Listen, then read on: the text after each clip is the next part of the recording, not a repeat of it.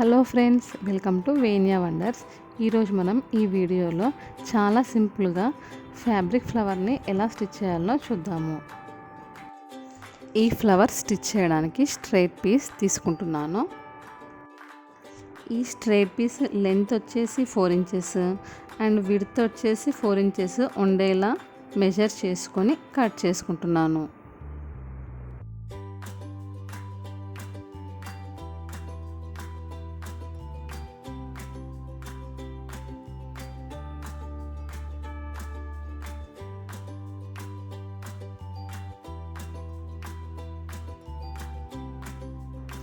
తీసుకున్న fabric length width సమానంగా ఉండేలా చూసుకోవాలి.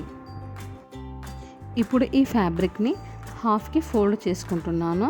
ఫోల్డ్ చేసుకున్న దీనిని మరలా ఇంకో ఫోల్డింగ్ చేసుకోవాలి. ఇప్పుడు ఇది 4 ఫోల్డ్స్ అవుతుంది. ఫోల్డ్ చేసుకున్న ఈ ఫ్యాబ్రిక్ 2 సైడ్స్ 2 ఇంచెస్ ఉంటుంది. ఇప్పుడు వీడియోలో చూపిస్తున్న విధంగా పైన కార్నర్ నుంచి కూడా 2 ఇంచెస్కి మార్కు చేసుకొని రౌండ్ షేప్ డ్రా చేసుకోవాలి. ఇప్పుడు మార్కు చేసిన విధంగా ఫ్యాబ్రిక్ని రౌండ్ షేప్గా నీట్గా కట్ చేసుకోవాలి.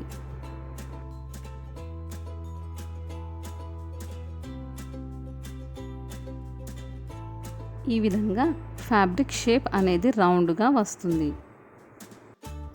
ఇప్పుడు వీడియోలో చూపిస్తున్నట్లుగా నీడిల్తో ఫ్యాబ్రిక్ ఎడ్జ్లో హ్యాండ్తో లూజ్ స్టిచ్ స్టార్టింగ్ నుంచి ఎండింగ్ వరకు వేసుకోవాలి.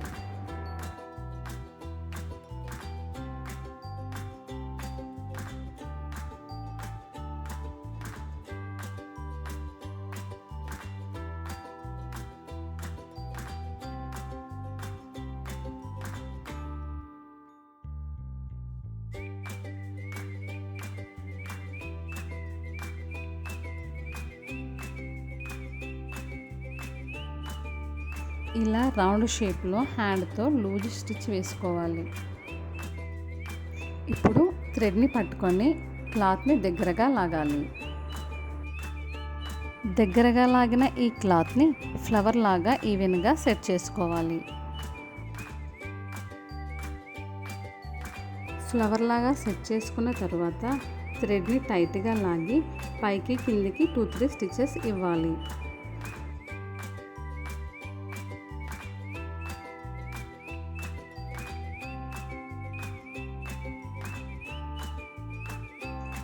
ఇప్పుడు ఈ ఫ్లవర్ మిడిల్లో పోల్ కానీ కుందన్ కానీ స్టిచ్ చేసుకోవచ్చు.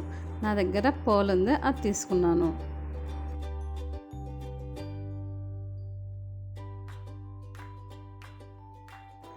ఈ పోల్ని కరెక్ట్గా ఫ్లవర్ మిడిల్లో పెట్టుకొని స్టిచ్ చేసుకోవాలి.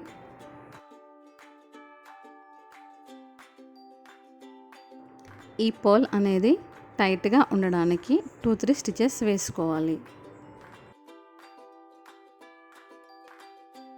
తరువాత ఈ థ్రెడ్ని టైట్గా లాగి బ్యాక్ సైడ్ నాట్ వేసుకోవాలి.